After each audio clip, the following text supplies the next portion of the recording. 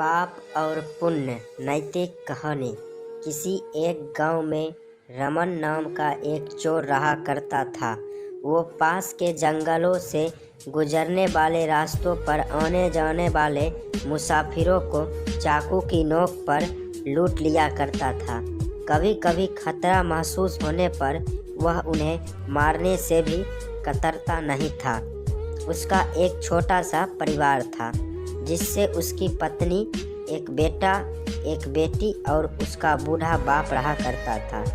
रमन जब चोरी डकैती करता, इन सब के लिए कुछ न कुछ तोहफे खरीद कर ले जाता था।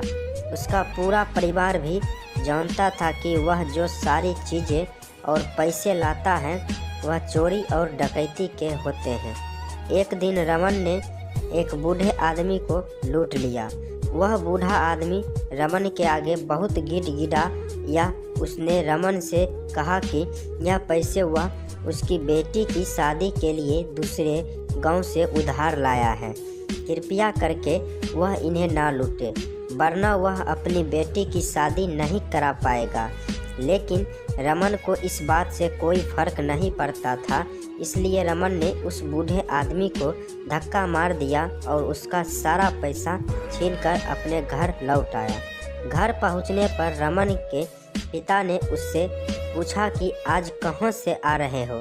तब रमन ने उन्हें बताया कि आज उसने एक बूढ़े आदमी के पैसे लूटे हैं, जो अपनी बेटी की शादी के लिए पैसे उधार लेकर अपने घर जा रहा था। रमन के पिता ने उसे कहा कि तुम्हें ऐसा नहीं करना चाहिए था। ऐसा करने से तुम्हें बहुत पाप लगेगा। तुम्हें अब चोरी चकारी और डकैती छोड़ देनी चाहिए और कोई मेहनत का काम करके पैसे कमाने चाहिए। तब रमन अपने बाप पर गुस्सा हो गया। उसने कहा कि आपके मुंह से यह बातें शोभा नहीं देती, क्योंकि मुझे चोरी चकारी और डकैती सिखाने वाला आप हैं। अब आप मुझे ज्ञान मत दीजिए। उसके पिता ने उससे कहा कि हाँ बेटा, मैं ही यह पाप का रास्ता तुझे दिखाया है, मगर जब मुझे इस बात का एहसास हुआ कि यह रास्ता गलत है तो मैं भी तो अपने बुरे काम करके छोड़ दिए। तुम भी जितनी जल्दी हो सके छोड़ दो, नहीं तो आगे जाकर बहुत पछताओगे। लेकिन रमन ने उनकी एक ना सुनी और अपना बुरा काम करना जारी रखा। कुछ दिन बाद रमन फिर से चोरी डकैती करने के लिए जंगल के आने जाने वाले रास्ते पर छिप कर बैठ गया। वहाँ पर एक जोड़ा नया नया शादी करके आ रहा था। उसने उन्हें पकड़ लिया और चाकू दिखाकर सारा पैसा और जेवरात मांगने लगा। इस जोड़े ने अपने पास रखे सारे पैसे और जेवरात दे दिए, मगर जब दुल्हन ने अपना मंगलसूत्र देने से मना किया तब रमन को उन पर गुस्सा आ गया और उसने दूल्हे को मार दिया और दुल्हन को बोला कि अब यह मंगलसूत्र तुम्हारे किस काम का? अब तो तुम्हारा दूल्हा भी मर गया। लाओ, इस मंगलसूत्र को निकाल कर मुझे दे दो। नई नई शादी करके आई दुल्हन अपनी आंखों के सामने अपनी पति को मरता हुआ देख खुद भी सदमे में मर गए। यह सब घटना जब हो रही थी तब पास के पेड़ के नीचे बैठा साधु ये सब देख रहा था। साधु ने रमन को अपने पास बुलाया और उससे कहा कि तुम्हें इतना मूल्यवान मनुष्य जीवन मिला है और तुम इसे इतना भयंकर पाप करके व्यर्थ कर रहे हो। तुम एक ईमानदारी भरा जीवन क्यों ना जीते? तब रमन ने उसे कहा, यह मैं अपने लिए नहीं करता, मैं अपने परिवार के लिए करता हूँ। मैं जो लूटपाट करता हूँ उससे जो मुझे पैसे मिलते हैं वह मैं सारा अपने परिवार के ऊपर खर्च कर देता हूँ। तब साधु ने रमन को कहा कि आप चाहे तो तुम अपने परिवार के लिए पाप करते हो, मगर इस पाप का सारा हिसाब तुम्हें चुकाना पड़ेगा। हाँ, अगर कोई है जो अपनी मर्जी से तुम्हारे पाप में भागीदार बनता हो तब बात अलग होगी। रमन ने साधु की बात सुन के तुरंत कहा, हाँ हाँ, क्यों नहीं।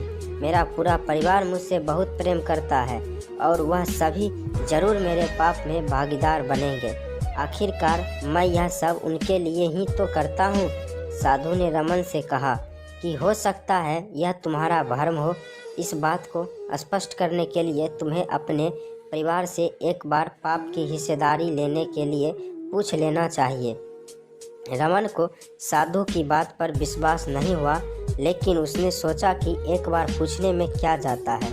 उस दिन जब वह घर पहुंचा तो अपने सारे परिवार के लिए कुछ न कुछ तोहफे लेकर गया, जिन्हें पाकर परिवार के सभी लोग बहुत खुश हो गए।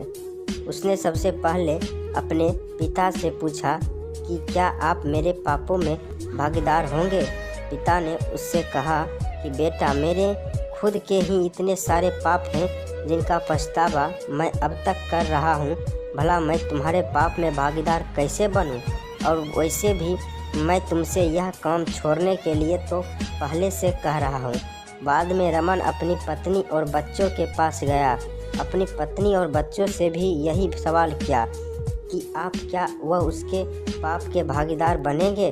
तब उसकी पत्नी और बच्चे ने उससे कहा कि आप जो कुछ भी करते हैं वह हमारे लिए नहीं करते, बल्कि आप इसलिए करते हैं क्योंकि आपकी वह जिम्मेदारी है। आप अपनी जिम्मेदारी चोरी डकैती करके पूरी करो। हमने ऐसा कभी नहीं कहा। वह पूरी तरह आपका फैसला है, इसलिए इससे मिलने वाले पाप में हम आपके भागीदार कैसे बने। अपने परिवार का जवाब सुनकर रमन की आंख खुल गई। वे तुरंत जंगल में पेड़ के नीचे बैठे साधु के पास गया और सारी बात साधु को बताई और उनसे यह भी पूछा कि वह कैसे अपने पाप कम कर सकता है।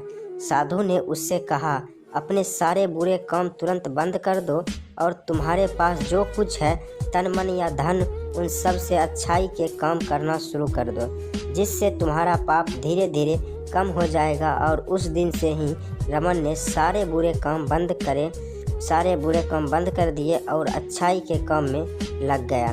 कहानी का नैतिक पाठ। मित्रों, कहीं आप लोग भी अपनी जिम्मेदारी को पूरा करने के लिए कुछ ऐसे काम तो नहीं कर रहे हैं जिनकी वजह से आपकी पाप की गठरी भी भरी होती जा रही हो।